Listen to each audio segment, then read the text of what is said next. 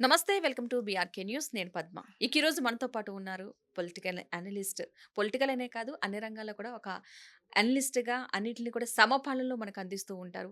ఎవరికి ఎక్కువ, ఎవరికి తక్కువ కాదు. పార్టీ పరంగా కూడా ఎటువైపు మొగ్గు చూపకుండా న్యాయపరంగా తను ఒక అడ్వకేట్ కూడా ఆయన. సో, ఆయన సమాన న్యాయం ప్రతి ఒక్కరి పక్కన ఎవరి పక్షాన న్యాయం ఉంటే వారి పక్షానే మాట్లాడుతూ ఉంటారు. ఆయన ఎవరో కాదు.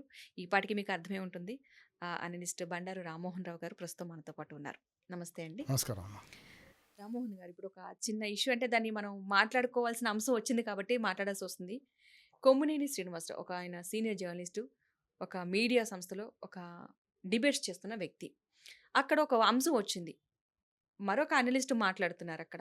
రాజధాని అంశానికొచ్చేసరికి వేశ్యల రాజధాని అన్న ఒక పదం వాడడం వల్ల చాలా అర్థం మారిపోయింది. ఏదేమైనా ఒక డిబేట్‌లో ఉన్నప్పుడు, ఏదైనా ఒక విషయం మీద చర్చిస్తున్నప్పుడు కొన్ని విషయాలు మనం మాట్లాడకూడదు మీడియా ముఖంగే కాదు. మామూలుగా మనం ఆడవారి విషయాలు చాలా సాంప్రదాయంగా మాట్లాడతాం. బట్ ఇక్కడ ఒక వర్డ్ వాడడం వల్ల దాని చాలా పరిణామాలు చాలా తీవ్రంగా వస్తున్నాయి ఇప్పుడు. అక్కడేమో రాజధాని రైతులేమో మహిళా రైతులు చాలామంది భూములు కోల్పోయారు. భూములిచ్చే ఒక అంటే మా రాజధాని అంటే మా ప్రాంతం డెవలప్ అవ్వాలి. మా రాష్ట్రం డెవలప్ అవ్వాలన్న ఒక ఉద్దేశంతో వాళ్ళు భూములిచ్చిన రైతులు చాలామంది ఉన్నారు. మహిళా రైతులు కూడా చాలామంది. కానీ ఇలాంటి వ్యాఖ్యలు చేయడం ఎంతవరకు సమంజసం అంటారసలు? వ్యాఖ్య చేసిన విశేషకుడిని అభిశంసించాలి. అట్లాగే విన్న వాటిని కూడా హ్మ్. వెంటనే ఖండించొచ్చు. మనం మాట్లాడుతున్నాం. లైవ్‌లో అవును. నేనేం మాట్లాడుతున్నా మీరు ఊహించలేరు. అవును. యాక్చువల్‌గా యాంకర్ పార్ట్ ఎంతవరకు నేనేం మాట్లాడుతున్నా ప్రశ్న వేయగలుగుతారు. హ్మ్. ప్రశ్నకు అసభ్యకరమైన సమాధానం చెప్తున్నా, మంచి సమాధానం చెప్తున్నా మీరు ఊహించలేం. ఊహించలేరు. కనుక అప్పుడు చెప్తే కూడా ఒకవేళ అసభ్యకరంగా సామెతలు వాడినా నేనెప్పుడూ 50 ఏళ్ల జర్నలిస్ట్ అమ్మ. 75 నుంచి ఇప్పటిదాకా. హ్మ్. 50 ఏళ్లలో చూస్తే మనం అసభ్యకరమైన సామెతలు కాదు. సామెతలు చాలా ఉంటాయి. 2 రకాలుగా ఉంటాయి. హ్మ్. వాటిని వాడొద్దు. హ్మ్. దివ్యాంగుల పట్ల గానీ, మహిళల పట్ల గానీ, అణగారిన వర్గాల పట్ల గానీ, ఏమైనా సామెతలుంటే వాటిని వాడకుండా ఉండడమే బెటర్.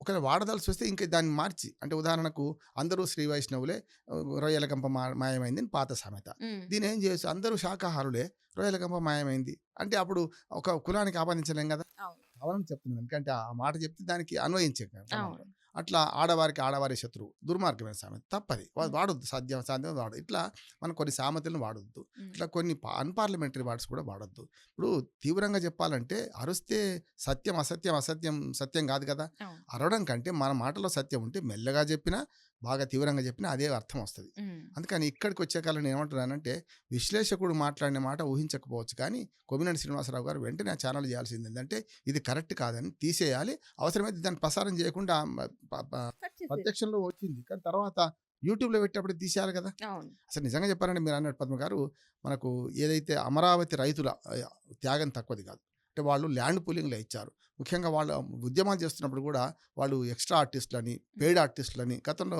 అవమానించారు. అవును. చాలా దుర్మార్గం. అది పోనీ కనీసం విమర్శ అనుకోవచ్చు. కానీ ఇది కువిమర్శ అంటారు.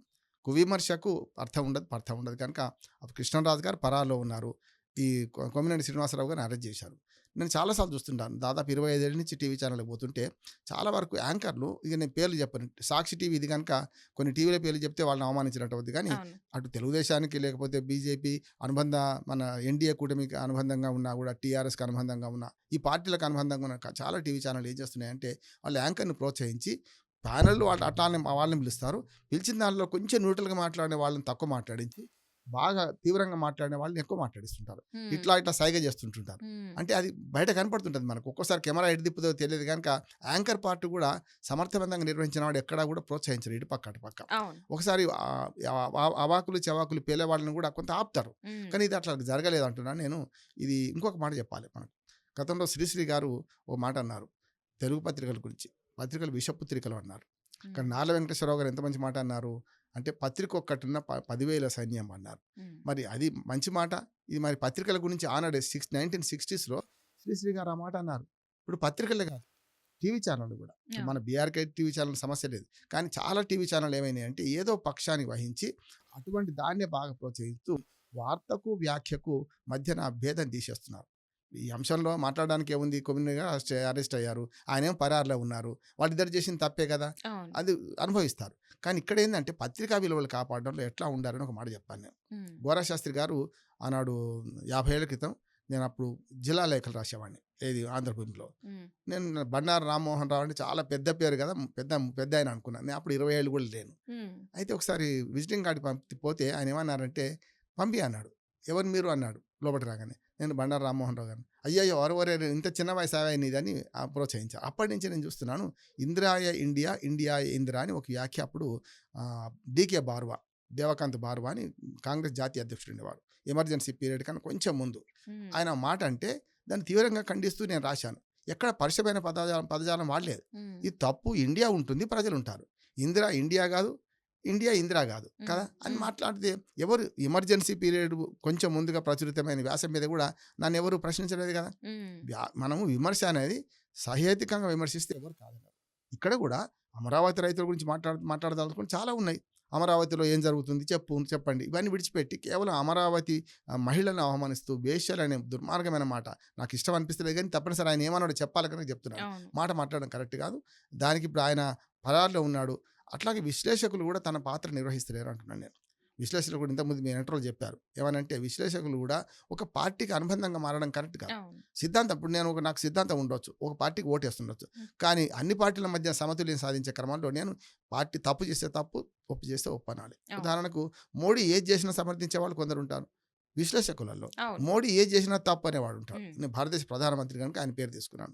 అట్లాగే ప్రాంతీయ పార్టీల అధినేతల మీద కూడా వాళ్ళు ఏం చేసినా కరెక్ట్ అని సమర్థించే వాళ్ళు ఉన్నారు, ఏం చేసినా తప్పు అని. ఇది కాదు. తప్పును తప్పు, మంచిని మంచి అందాం. మంచి ఒకసారి అంశాల వారి మద్దతు, అంశాల వారి వ్యతిరేక చేసాం అనుకోండి, అప్పుడు ఆ విశ్లేషకులకు మంచి పేరు వస్తుంది. కృష్ణరాజు గారు నా మిత్రుడు, మంచి మిత్రుడు, చాలాసార్లు టీవీ డిబేట్లో కలుస్తారు. కానీ ఇటువంటి మాట ఎందుకు అన్నారు, మరి అనవలసిన అవసరం ఏమొచ్చింది అంటే ఆవేశపూరితంగా ఒక్కోసారి మాట జారుతుంటారు. కాలు జారితే తీసుకోవచ్చు వెనక్కి, కానీ మాట జారితే తీసుకోలేము. అందుకనే దాన్ని గమనించాలి. విశ్లేషకులు చాలా స్థితప్రజ్ఞతతో ఉండాలి. వాళ్ళకి చెప్పేంత కాదు, కానీ ఒక యూనియన్ నాయకుడు కూడా తాను కదా కృష్ణరాజు గారు. అటువంటిప్పుడు ఆంధ్రప్రదేశ్ జర్నలిస్టులకు తాను ఏం చెప్తారు. అందుకనే గతంలో వార్తల మీద ఒక మంచి వ్యాఖ్య ఉండేది. పులి మనిషిని గడిస్తే వార్త కాదు, మనిషి పులిని గడిస్తే వార్త కదా. అట్లా మనకు వార్తల గురించి మంచి ప్రిసైడ్ అకాడమీ ఉన్నది, మంచి శిక్షణ ఇస్తున్నారు. ఇంకా కావాల్సిన అవసరం ఉంది అంటున్నాను. ఇప్పటికి కూడా ఇప్పటి తరం విలేకరులకు చాలా కావాలి. మనం ఏంటంటే పర్యటించాలి, బాగా పరిస్థితులను గమనించాలి, పార్టీల సిద్ధాంతాలను చదవాలి, వాళ్ళు ఏం మాట్లాడుతుందో చూడాలి. అంటే అవగాహన లేకుండా వచ్చే అవాకులు చెవకులు పెడితే ఇట్లా ఈ కేసులు అవుతాయి, ఇట్లా ఉంటుంది. కనుక దీన్ని ఖండిద్దాం మనం స్పష్టంగా. అది సాక్షి టీవీ అయినా సరే, ఇంకొక టీవీ ఎన్డీఏ కూటమికి అనుబంధమైన టీవీ అయినా సరే, అందులో కూడా పొరపాట్లు జరుగుతున్నాయి. ఇప్పుడు వీళ్ళని అరెస్ట్ చేయడం కాదు, నేను ఇంకొక రంగం కూడా చెప్తున్నాను. కేవలం సాక్షి మీద కక్ష కట్టి చేశారని జగన్మోహన్ రెడ్డి గారు అంటున్నారు, అట్లానే వైఎస్ఆర్ అభిమానులు అందరూ అంటున్నారు. దానికి వాళ్ళకు సాక్ష్యాలు కూడా కొన్ని చూపెడుతున్నారు. ఫలానా యాంకరు ఫలానా ఎన్డీఏ కూటమికి మద్దతు ఇచ్చే సంస్థలు ఏం మాట్లాడుతున్నారు, ఆయన పూర్తిగా బహిరంగంగా మాట్లాడుతున్నారు, వాళ్ళ మీద కేసులు అయినాయి కదా, మరి వాళ్ళని ఎందుకు అరెస్ట్ చేయలేదు అని మాట కూడా అంటున్నారు ఇప్పుడు. కనుక పక్షపాతం ఎట్టైనా ప్రభుత్వం అధికార పక్షానికి కొంత పక్షపాతం ఉంటుంది, కానీ ఇంత పక్షపాతం మనకి రాదని వీళ్ళ విమర్శను కూడా సహేతుకమైంది. ఈయన ఒక్కరిని అరెస్ట్ చేయడం కాదు, ఇప్పటికైనా సరే ఏ టీవీ ఛానల్లో అయినా సరే ఆ మహిళలను కానీ ఏ వర్గాన్ని కించపరిచే చర్యలు, కులాన్ని కానీ మతాన్ని కానీ కించపరిచే మాటలను రానివ్వద్దు. అప్పుడు మాత్రమే జర్నలిజానికి మంచి విలువ ఉంటుంది. జర్నలిజం విలువను కాపాడుకోవడానికి వచ్చినామా మనం, లేకపోతే విలువను తీయడానికి వచ్చినామా అనేది మాట్లాడాలి. యాంకర్లు ఉద్యోగం చేస్తుంది కేవలం, కానీ వాళ్ళ బాధ్యత ఏంది, ఒక మంచి జర్నలిస్ట్గా వాళ్ళు చెప్పాల్సిన విషయం సమాజానికి అందిస్తున్నారు. ఇది బహిరంగంగా పోతుంది. గతంలో ఒకటి ఉండే పద్మ గారు, ప్రింట్ మీడియాలో వాళ్ళు అన్న వాటిని నేను రాసేవాడిని. 25 ఏళ్ళు పూర్తిగా ప్రింట్ మీడియాలో పనిచేసిన వాడిని. రాస్తే మేము అనలేదు ఆ మాట రామ్మోహన్ రావు రాసి తప్పించుకోవడానికి వీలుండే. ఇప్పుడు లేదు కదా. ఇప్పుడు మన ఇద్దరం మాట్లాడుతున్నాం, నేను ఏం మాట్లాడినా రికార్డ్ అయిపోతుంది. అటువంటి అప్పుడు దీన్ని కూడా మసిబూసి మారేడుకాయ చేసి నేను పద్మగారితో అట్లా అనలేదు అని ఎవరన్నా అంటే తప్పు కదా. జరుగుతుంది అదే. కాకపోతే కొన్ని ఉంటాయి. ఇప్పుడు నేను వీడియో రికార్డులో మాట్లాడుతుంటే నా ముందు మాట తీసేసి, నేను ముందుగా మాట్లాడిన ఒక వ్యాఖ్య తీసేసి తర్వాత జరిచిందాం అనుకోండి, అప్పుడు ఆటోమేటిక్గా రామ అంటే బూత్ అవుతుంది. అంటే మొత్తం వ్యాఖ్యను మొత్తం ప్రసారం చేస్తే ఓ రకంగా ఉంటుంది. అది కొంత టీవీ ఛానల్ వాళ్ళు చేస్తున్నారు, అది కూడా చెప్పాలి. కానీ మీడియా ఛానల్ గమనించాల్సింది ఏంటంటే మనకు అద్భుతమైన అవకాశం వచ్చింది. ఇప్పుడు సోషల్ మీడియా కూడా వచ్చింది. మీడియా ఛానల్ ప్రసారం చేయని అంశాలు కూడా సోషల్ మీడియా ప్రచారం చేస్తున్నాయి. కానీ సోషల్ మీడియాకి లేని బాధ్యత మెయిన్ స్ట్రీమ్ టీవీ ఛానళ్ళకు ఉన్నదని నేను అంటున్నాను. ఎక్కువ మంది చూస్తున్నారు కాదు, వ్యూవర్స్ ఎక్కువ ఉన్నప్పుడు మనం జాగ్రత్తగా ఉండాలి. ఒళ్ళు దగ్గర పెట్టుకొని మాట్లాడే వాళ్ళు మాట్లాడాల్సిందే. యాంకర్లు కూడా ఏమైనా పొరపాటు జరిగితే వెంటనే ఆ వ్యాఖ్యలు తొలగించడమే బెస్ట్. అటువంటి వాళ్ళని మళ్ళీ ఇంకోసారి పిలవద్దు, అది కూడా అంటున్నాను. అటువంటి వ్యాఖ్యలను పిలవద్దు. నా ముందు ఛానల్లో కొట్టుకున్న వాళ్ళు ఉన్నారు, ఆ ఛానల్ పేరు చెప్పను, కానీ ఇటువంటి ప్రోత్సహించి టీఆర్పీ రేటింగ్ పెరగడానికి చేయడం మంచిది కాదని నేను అంటున్నాను. ఈ సంఘటనలో అరెస్ట్ చేసింది కరెక్టా కాదా అంటే, తప్పు చేసినప్పుడు శిక్ష అనుభవించాల్సిందే కదా. చట్టం తన పని దాని చేసుకుంది. యాజ్ అడ్వకేట్గా చెప్తున్నాను, కేసు పెట్టారు కొమ్మినేని శ్రీనివాసరావు గారి మీద, అట్లాగే మన కృష్ణరాజు గారి మీద కేసు పెట్టారు. అవకాశం ఉందని కూర్చుంటారు అంటే అడ్వకేట్ మీకు తెలుసు. శ్రీనివాసరావు గారి మీద మాత్రం తక్కువ బాధ్యత ఉంటుంది. హ్మ్. నేను చెప్పాను కదా! యాంకరు మన గెస్ట్ ఏం మాట్లాడతారో ఊహించలేడు గనుక, హ్మ్. మాట్లాడిన దాన్ని తీసేయకపోవడం ఛానల్ బాధ్యత అవుతది గనుక, ఆయన బెయిలబుల్ సెక్షన్ పెట్టినట్టున్నారు. ఏమైనా వేరే తగిలిస్తే చెప్పలేము కక్షపూరితంగా గానీ, హ్మ్. ఎవరైతే మాట్లాడినరో ఆయన మీద తప్పనిసరి చర్య తీసుకోవాల్సిందే. అది ఎస్సీ, ఎస్టీ అట్రాసిటీ కేసు కూడా అయింది. హ్మ్. యాక్చువల్‌గా అవును. ఆ అమ్మాయి కంప్లెయింట్ ఇచ్చింది. అదే చెప్పింది గనుక, హ్మ్. చాలామంది దళితులున్నారు, హ్మ్. పేదలున్నారు. హ్మ్. వాళ్ళకి వ్యతిరేకంగా మాట్లాడనిచ్చారు గనుక, అవును. ఇప్పుడే చెప్పలేం కోర్టుకు పోతారు. ఇప్పుడు నిందితులు మాత్రమే వాళ్ళు. నేరస్తులుగా ముద్రపడడం కావాలంటే రేపు కోర్టులో ట్రయల్ జరగాలి, తీర్పు రావాలి. అప్పటిదాకా మనం నిందితులుగా పరిగణిస్తాం. వాళ్ళ పక్షం తప్పు అని అనలేం మనం. కానీ మాట్లాడిన మాటలు, వ్యాఖ్యలు మాత్రం తప్పనిసరి ఖండించుంటే బావుండేది. సభ్య సమాజం మనందరం ఖండించాల్సిందే. అవును. ఖచ్చితంగా. యాంకర్ పార్ట్ గాని, అటు పక్కన గెస్ట్ మాట్లాడింది గాని ఖండించాల్సిన అవసరం ఉంది. మహిళలను అవమానించడం నేరం అని నేను అంటున్నాను. ఓకే. రైట్. థాంక్ యూ అండి. Thank you so much. మంచి వివరణ అందించారు.